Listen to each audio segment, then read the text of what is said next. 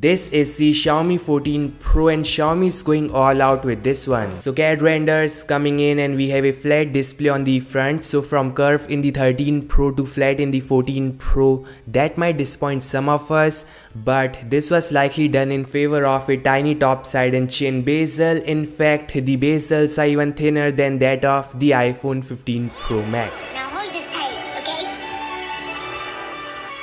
So yes, overall a stunning 6.6-inch display on the front with a small center hole punch selfie shooter. The frame is likely made of metal and not titanium, unlike the one in the iPhone 15 Pro Max or the one coming in the Samsung S24 Ultra, something you all should note. The highlight of this device is that massive squarish camera module with 4 sensors on the back. Some rumors suggest we might see dual Sony IMX9 series sensor, a 5x zoom periscope shooter and some supporting sensors in there. So as always, it's gonna shoot some fantastic photos. Yeah, I hope they work on video processing too, that would be awesome. Some news coming in from China. MIUI might replace MIUI 15 and might come alongside the Xiaomi 14 series out of the box. Some Weibo users say we might see new interface, animation and software support, so I hope that is true cause MIUI is not that great and I know many who just cannot trust MIUI right now, so MIUI could be something they can trust on.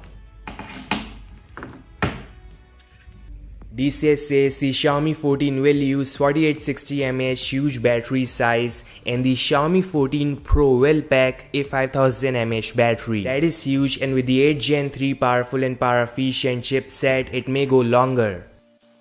This time Qualcomm is planning to use Cortex-X4 main alongside 5x Cortex-A720 and 2x Cortex-A520 in the 8 Gen 3 flagship silicon. So again, no doubt it is gonna be powerful and power efficient, and this along with better ISP, and yes, it is still based on TSMC process, which is nice.